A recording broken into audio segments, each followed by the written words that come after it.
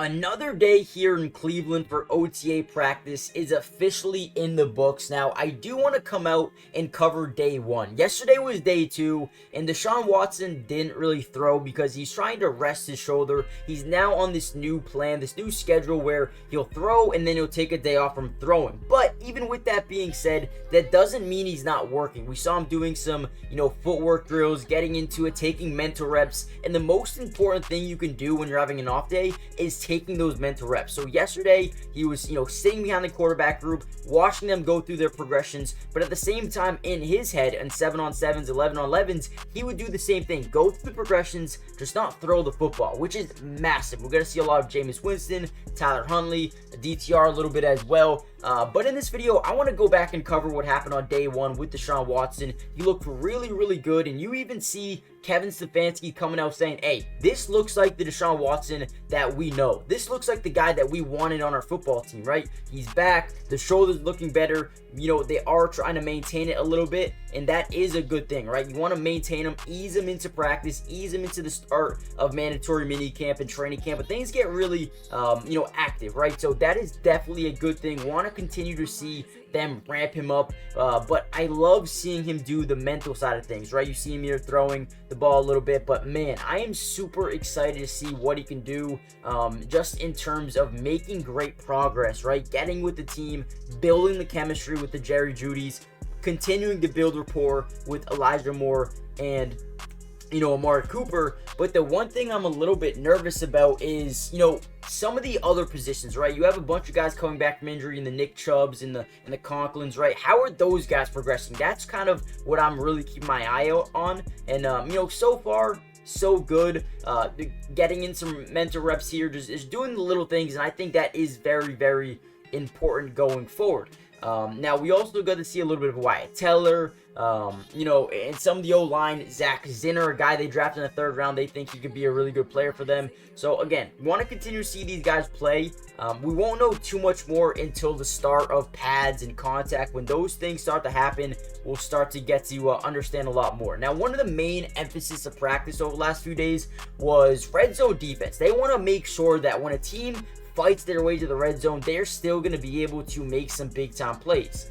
Actually, before we continue on into the video, can you guys do me a big favor? Hit the like button, subscribe if you're new, join the family. It's free, doesn't cost anything, and we will be covering the Browns throughout the entirety of the offseason. OTAs, mandatory minicamp, training camp, preseason, regular season, everything you can think of. We got you guys covered, so join the family. But going back to what I was saying, the main priority right now, it seems like they're focusing on red zone defense. They want to make sure when they bend, they don't break. Last season they were just averaging or allowing 270 yards per game and only allowing 164 pass yards per game. Guys, when you look at this defense, when you look at the secondary, they're insanely deep, right? You have Denzel Ward, Greg Newsome, Martin Emerson, all of those guys look like dogs, right? But not only that, you also have Grant Delpit, a former second-round pick. You have a former, KC Super Bowl champion, Juan Thornhill. You look at first, second, third-round picks all over the secondary, and they have built such a good team, such a great job drafting, and they're only going to continue to get better as time goes on as they build chemistry with one another. So definitely excited to see how they continue to build in that aspect. But last season, probably one of the most scary pass defenses in the NFL. And when you bend but don't break, that makes you even more tough and even more scary, because think about the teams who are now starting to, go for it on 4th and 3 at the goal line. And when you get those stops, it is demoralizing to an opposing team. So that's really what they're focusing on, and that's what they're probably going to be focusing on for the next couple of weeks here as we get into mandatory minicamp. It was also a focal point on Wednesday, which was yesterday. They did 7-on-7s in the red zone as well. Jordan Hicks, really good middle linebacker. He's adding some depth here for them, but he broke up a pass intended for Jerome Ford. And then rookie Nathaniel Watson actually got an interception in some red zone drill as well. So big shout out to Nathaniel Watson, everything that he's been doing. Again, Jameis Winston, Tyler Huntley, basically just taking turns here as both the quarterbacks are trying to rehab in the Deshaun Watson and DTR, but both threw passes to multiple different receivers, including Jerry Jeudy, David Bell caught some balls, Jamar Thrash, a rookie wide receiver they have. Even Michael Woods got in there and made some plays during 7-on-7's portion of practice. What else? We saw a lot of D-line work with Darius Smith and some of these other guys really just getting in some good work here before we get into mandatory minicamp.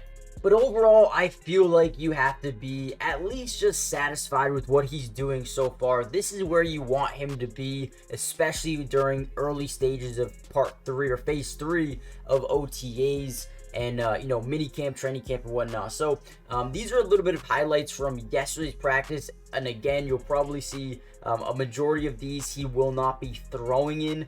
When you do see him get up here, it's just going to be him kind of observing, taking mental reps, going through some footwork drills. And if you didn't catch yesterday's video, I'll keep some of these highlights in here, but that's pretty much all we got to talk about, right? We're going to have a lot more to discuss once we get into the pads and whatnot, and once we see more. But overall, a good start for Cleveland, man, coming off a season where they look like one of the best defenses in football, the best secondaries in football. You add a guy like Michael Hall in the first or the second round. Nathaniel Watson already getting activated here in practice, getting some, good PDUs or PBUs and some interceptions as well. So a shout out to, everything that they've been doing so far. They're going to continue to get better. Look for Mo Hurst and Siaki to really, really get active this year and probably make big impacts along this defensive line. The rotation is going to be crazy with Dalvin Tomlinson, Shelby Harris, Mike Hall Jr., Quinn Jefferson, Ika and Maurice Hurst. I mean, dude, they've got 6 guys in the interior of the defensive line that I think can be big-time players this season. So, just excited to see how they continue to... Oh, and then you talk about Devin Bush and Jordan Hicks through the middle. Knew it's going to look very different compared to last season. But, man, Devin Bush has all the speed in the world. So, just overall excited to see them get back in action, man. Let me know what you guys think will have the biggest impact for this team this year. And I'll see you guys in the next Browns update. Hopefully it's tomorrow, but peace.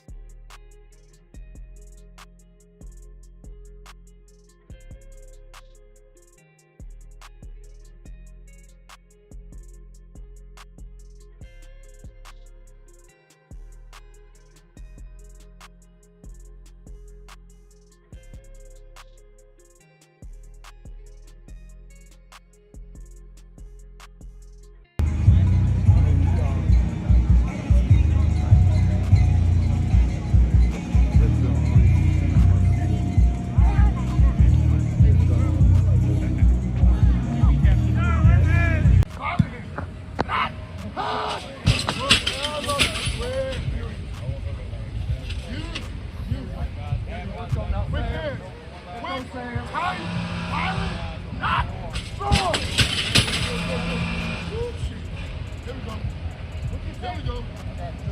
Who we got? I got Who we got? Oh, shit. Hear that? What you saying about that? Say it louder now. I got 10 on 3. All right, then who got on me? I got, bro. He's rocking them under.